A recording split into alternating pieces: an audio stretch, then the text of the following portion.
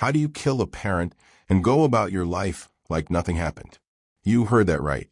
James Andrew McGann killed a couple a few days ago and went on to get a new job, plan out a new life, and was getting a nice fade when he was arrested. He was arrested in Springdale, Arkansas, just about a 30-minute drive from Devil's Den State Park, where brutally took the lives of Clinton and Cristen Brink while their daughter watched on. The barber was just getting started. From the pictures she posted on social media, she just started cutting his hair and was about to fade it when police swooped in and arrested McGann. He was asked if he was the owner of the black sedan parked outside, and he acknowledged positively. The barber then posted a video of police searching his car and towing it away later on. How do you kill a couple in front of their daughter and move around town like nothing happened? Why was he getting a hair cut? Was he getting ready for a date? Police confirmed McGann moved to Arkansas from Oklahoma to be a school teacher. What I'll say is he just recently moved here and had gotten a job to work at a local school here. He recently was employed by a public elementary school in Springdale, Arkansas. From the picture posted on Facebook on June 12, 2025, you can see that the school penned a welcome message for Mr. McGann, who chose to go by his middle name, Andrew, was visibly thrilled by this announcement and was happy to settle in and make an impact. He did settle in and made a strong impact because less than a month later, he killed a middle-aged couple right in front of their young daughters. What a good way to announce your entrance into town, right? McGann has previously taught in several public schools, and his last employment was at the Broken Arrow Public Schools, where he taught as a 5th grade teacher at the Spring Creek Elementary during the 23-24 school year. It is on record that McGann resigned on his own to pursue a life out of state, and he went through a legally required background check prior to his employment. Prior to this, McGann worked at a school in Flower Mound, Texas. A parent who has come public is now recounting her ordeal with Mr. McGann. She claims McGann acted in an inappropriate manner around young girls in class. The woman claimed McGann was not brought to book and was allowed to resign without any consequences. Could this be a sign that was ignored? The big issue remains, why did a school in Springdale hire McGann without a proper background check? If not for the timely intervention from the police, would someone with a history of incompetence and questionable behavior? What was McGann's motive? Why kill a couple in front of their 7- and 9-year-old daughters? Did he trail them to the Devil's Den State Park? What is the fate of the 2 little girls who watched their parents die in the most gruesome manner? There's a lot to unravel about this case, and we at Daily Crime are here to bring you to date with what could be the end of the biggest manhunt in Arkansas. Hit the like, share, and subscribe button. To follow this case, we bring you details on the Devil's Den murder. Let's take it back to how it all started. They were a young family, fresh to Arkansas. A simple hike, a weekend outing. 2 little girls holding their parents' hands, laughing, skipping, without a care in the world. And within minutes, their lives would be torn in two. July 26, 2025, what began as a joyful escape into the woods ended in a double homicide so sudden, so brutal, it stunned an entire nation. A husband and wife slaughtered in broad daylight in front of their children. Who would do this? Why here? Why them? A random killing or something darker? There were no signs, no warnings, just a scream in the forest and the sound of 2 lives ending. This wasn't a robbery. This wasn't a dispute. This was a family annihilated for no reason at all.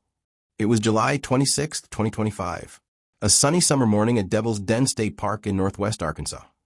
A wide expanse of ancient rock crevices, dense forests, and peaceful trails. A place where families come to breathe, to roam, to reconnect. A picture-perfect day.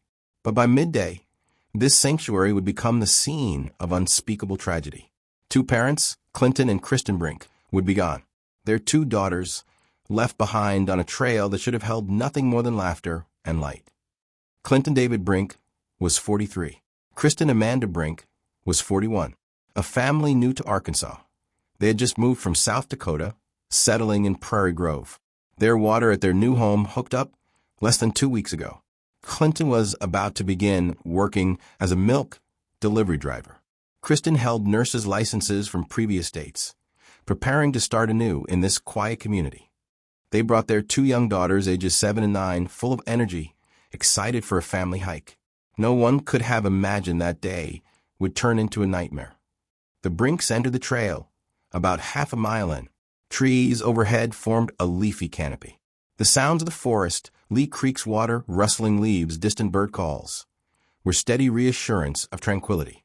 Devil's Den State Park spans 2,500 acres, a seemingly endless refuge from danger. And then everything changed. Clinton was attacked first. Violence erupted, sharp, brutal, completely unprovoked.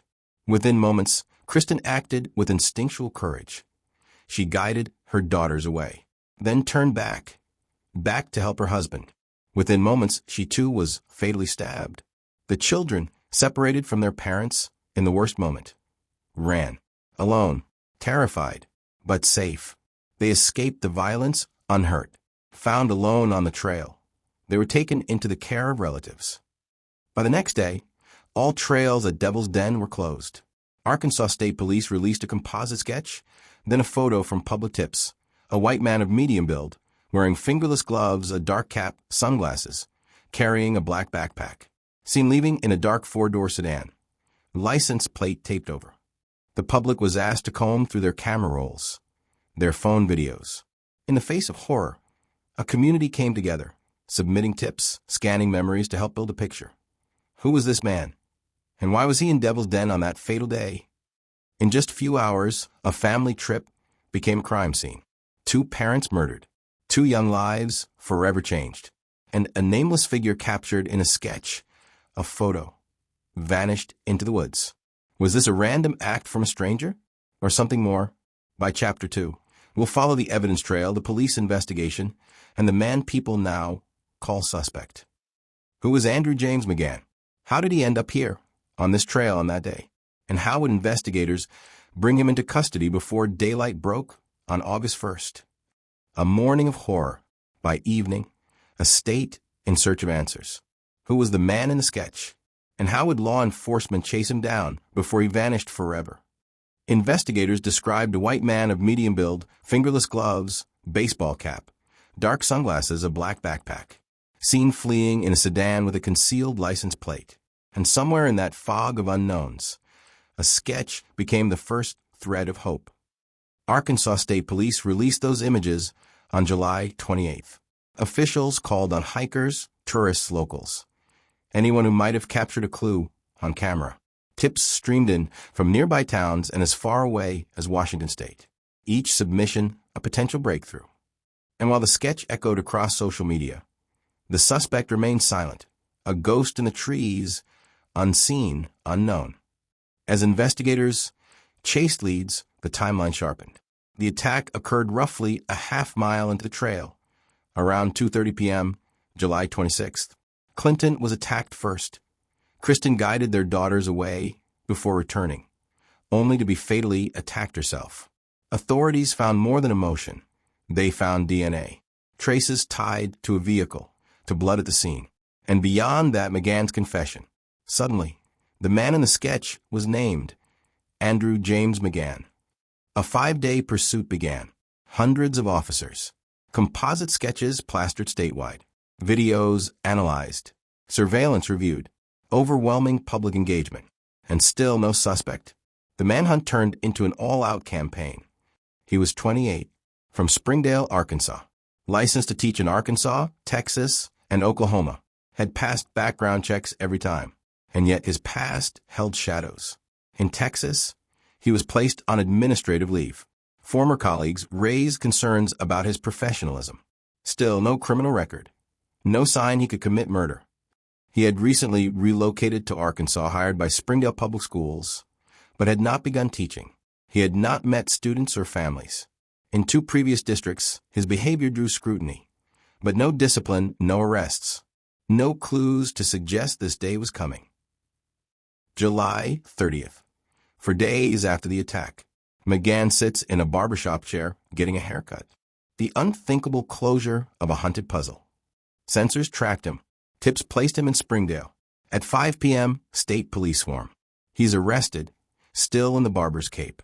Charged immediately with 2 counts of capital murder. Held without bond. The state's top officials called it a violent, senseless act. Authorities made their message clear. If you do this here, we will find you.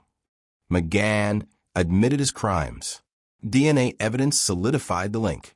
Prosecutors immediately filed capital murder charges. With the death penalty on the table, the stage was set, not just for court, but for the story behind the crime. He was trained to teach children, yet only hours into a hike, he became the nightmare in their path. How did a man pass every background check, only to end up accused of the most brutal act in Arkansas history?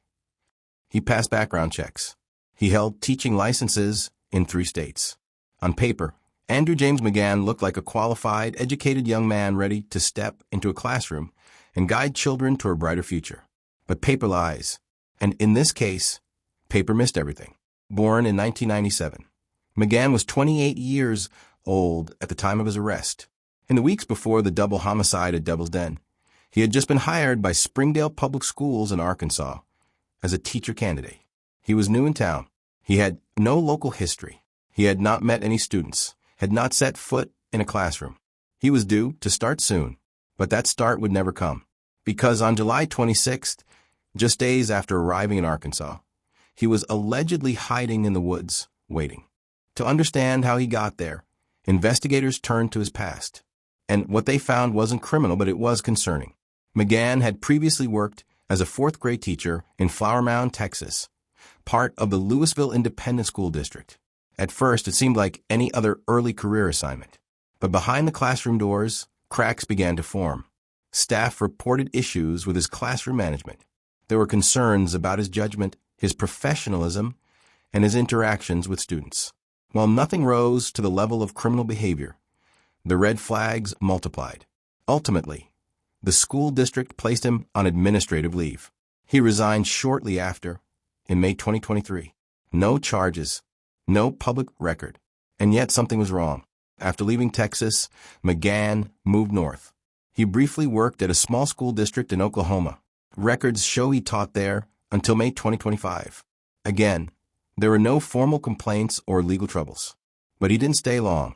Less than 2 months later, he relocated to Arkansas and was once again in the process of becoming a teacher. 3 states, 3 jobs, and still, no system caught what would come next.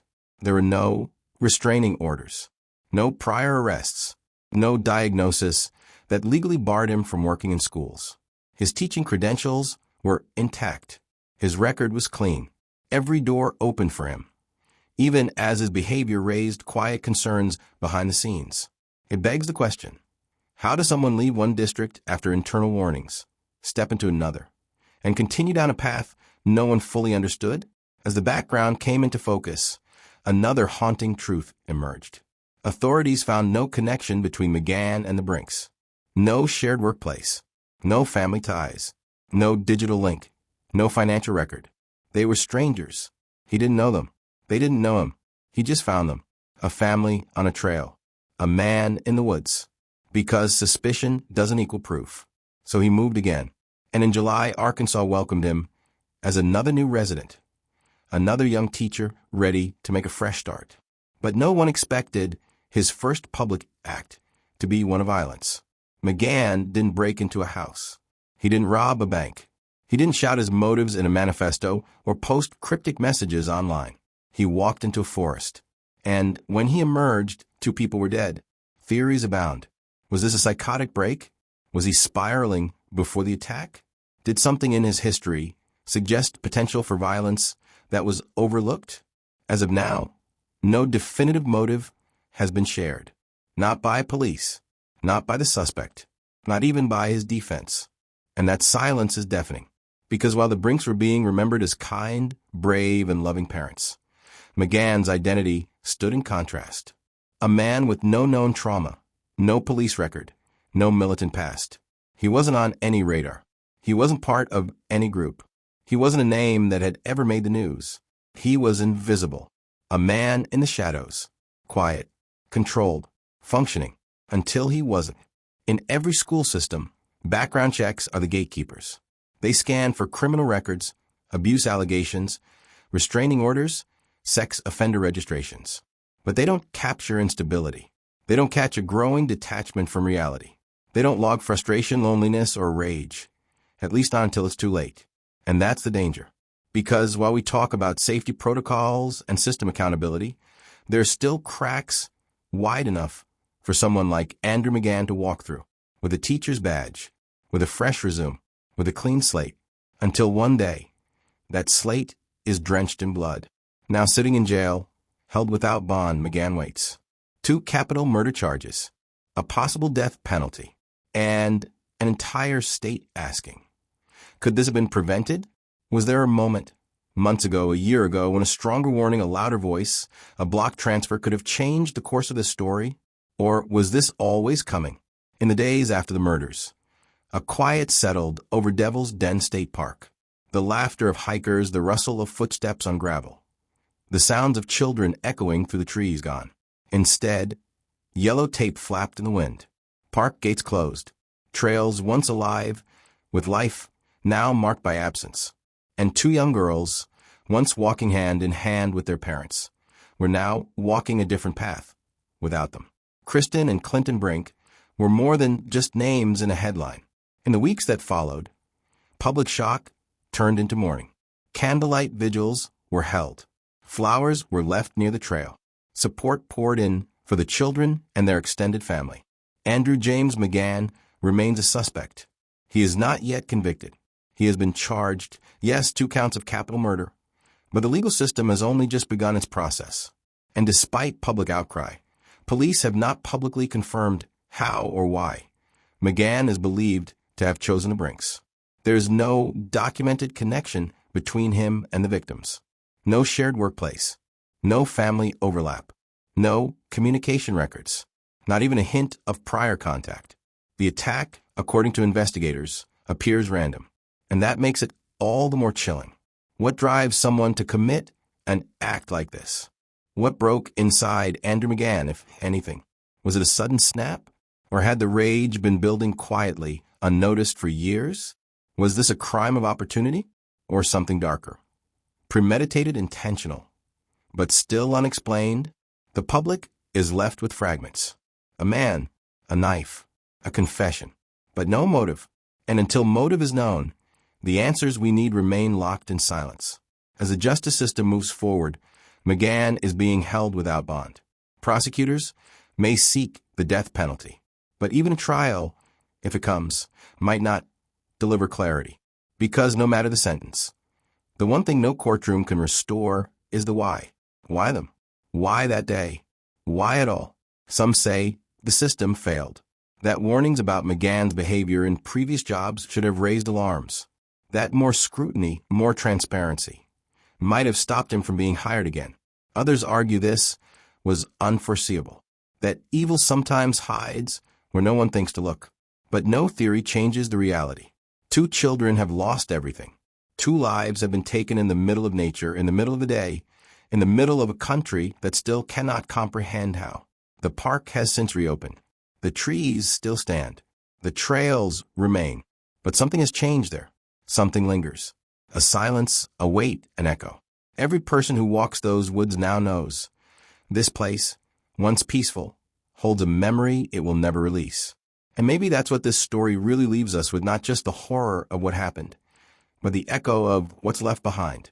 Grief, questions, silence, but also a call to stay vigilant, to listen when someone seems unwell, to speak up when something feels off, to pay attention to the people quietly fading into the shadows.